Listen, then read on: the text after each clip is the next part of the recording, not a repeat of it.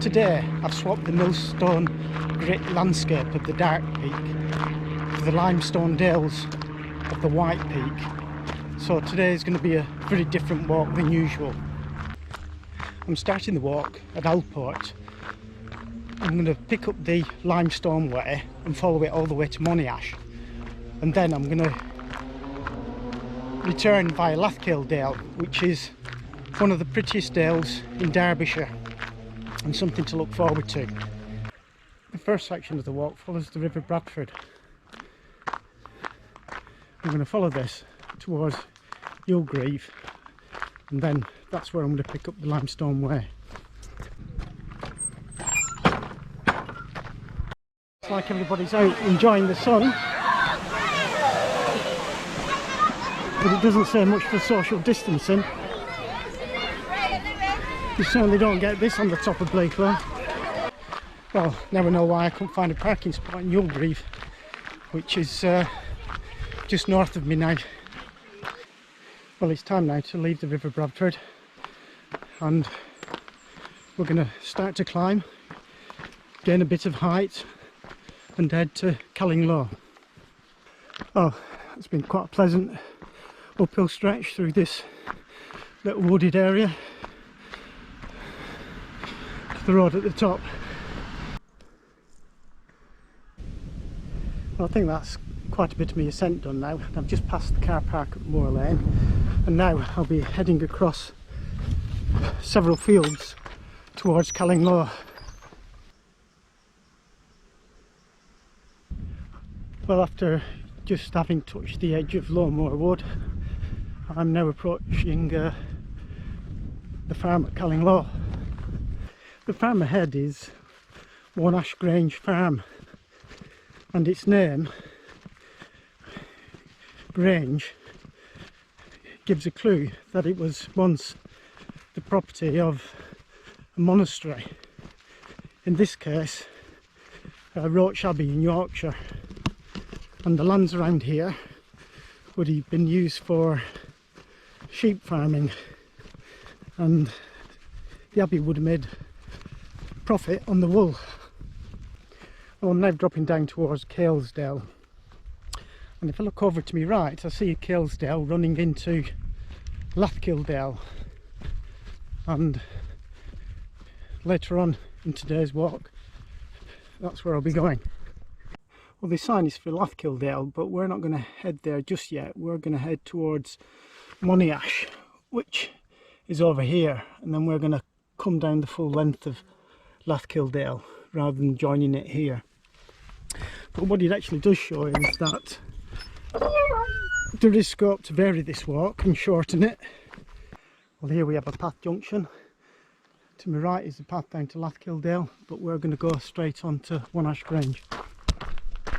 Well, we get a good close view of the limestone geology of this area as we walk past this limestone buttress.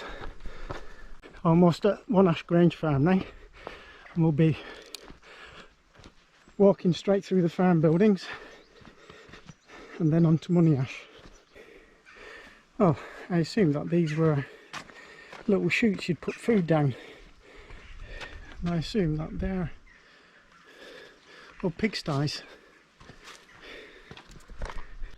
Well, I'm at the top of Ferndale now, and I can't be more than a mile from Monyash.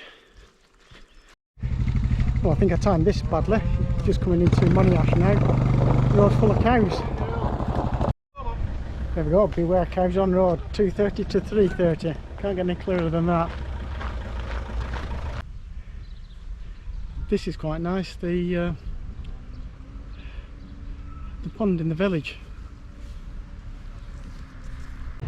Well, Monyash is busy, but there's a cafe here, and I've made no sandwiches, so I'm going to get something to eat. Time to eat. Right, we're on our way again. Feeling rather full now. Well, there's an information board here about Monyash, and that's where we've been, the tea room and pub. come down here, now here, and the aim is to come out of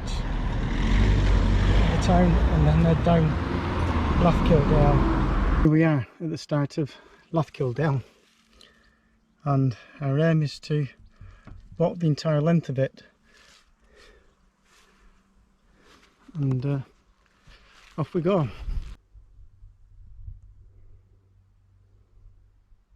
The valley starts to kind of close in on you now at either side. The path becomes a lot narrower.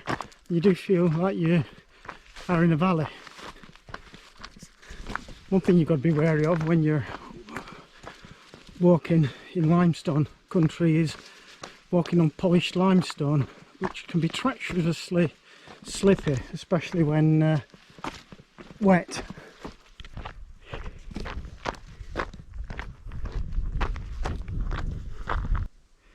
In summer the top end of the dale is dry, but in winter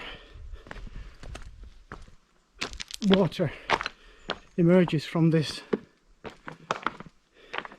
cave.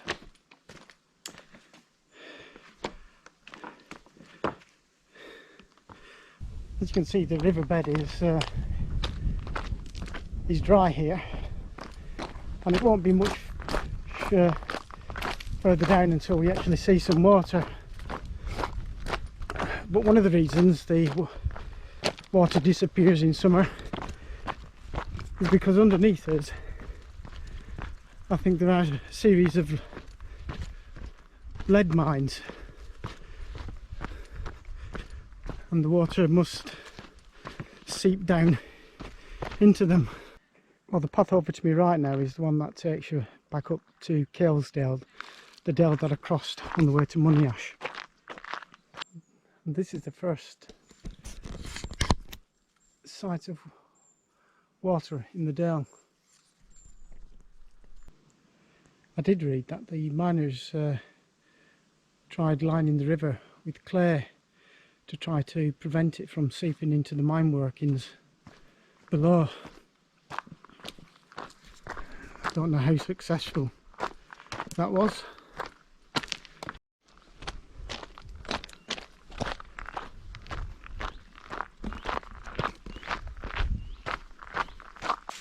There's even a bit of a waterfall here now.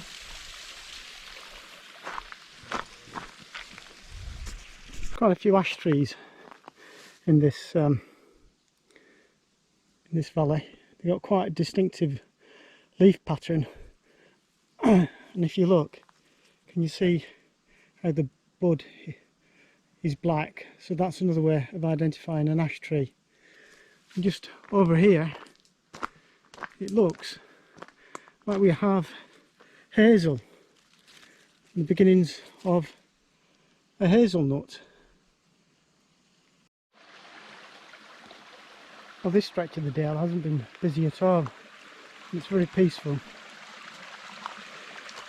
A bit of running water. This looks like an old millstone. And the one behind it, you can see the grooves cut into it. Here we have something what looks like an elm. You can tell elms just by the touch of the leaf. It's very rough, but also another giveaway is the asymmetric base of the leaf. The elm, the ash and the hazel are all native trees to this country. Well, it looks like the river has disappeared again. I'm just wondering whether beneath my feet here is the clay that the miners try to use to stop the river from disappearing underground. Well, just opposite that dry riverbed is a sinkhole, which can't see much of it, but there is an information board here which shows water flowing into it in times of high rainfall when this part of the valley floods. Well, here we have a bit of evidence of the mining activity in the valley, and I believe this is what remains of an aqueduct which carried water over the river that drove a water wheel that was used for driving a pump to clear water out the mines. Here are some old mine workings. It's quite cool here, and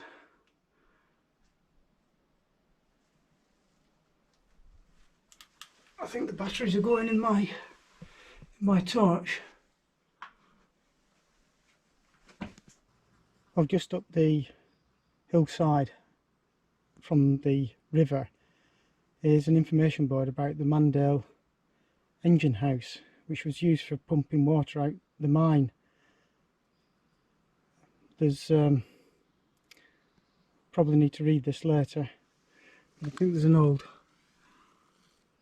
photograph here which shows the pillars for the aqueduct further down the valley, which I've just passed, and behind me it says entrance to mine, which I'm just going to go and have a look.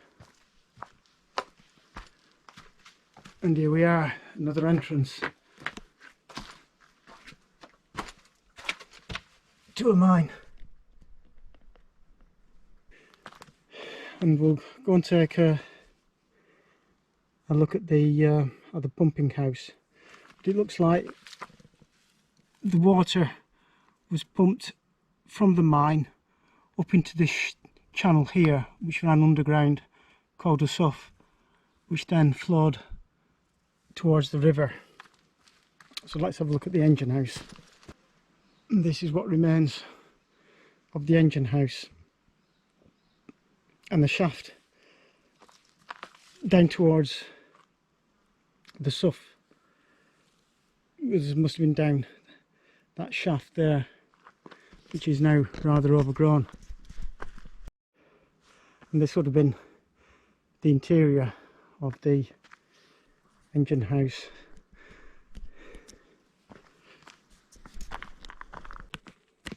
Well, after a bit of searching, I think I found the exit of the sough, so I assume that this leads towards the engine house. It's certainly man-made. Not going to go in too far.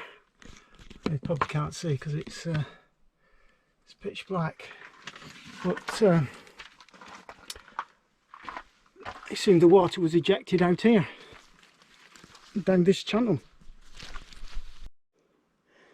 Well, it was certainly easier getting into the channel than what it is climbing back out again, but now back on the path. I assume this is about where the channel came down and joined the river over there somewhere, though I can't see the river at this point.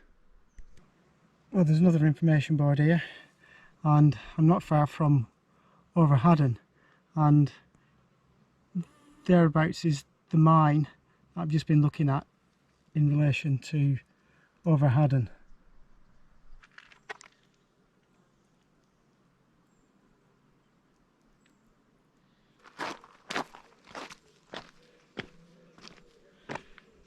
As you can see here, there's ground is as dry as a bone. There's no evidence of a river apart from the bridge over it. Well, I've walked down this dale quite a few times, and I must admit this is the driest I've ever seen it. Well, I'm not much further on than Overhaddon, and I can hear water flowing down below. Well, there's quite a bit of water down there now, and I think there's a series of weirs holding the water back, and I think that's how these large pools of water are formed. Well, the water looks so clear down there. and all of a sudden people appear. Well, this is Conksbury Bridge and I'm going to cross over it. And seems quite peaceful here, and up on my right on the hillside was a medieval village, now deserted, which was mentioned in the Domesday Book. Well, I'm not too far from the car now, and I've done about 13 miles I think by the time I get there. It's been a nice day today, lovely weather, and I think this has got a rate as one of my favourite walks in the White Peak. Well, I'm back at Alport now, and it looks like my car is on its own. I don't know whether you can read the sign on the wall, but it's about the Vagrancy Act 1820 something, and it says notice to all vagabonds found lodging, loitering and bagging within this hamlet will be taken up and dealt with as the law directs. Well, I'd better not hang about and I'd better head off home.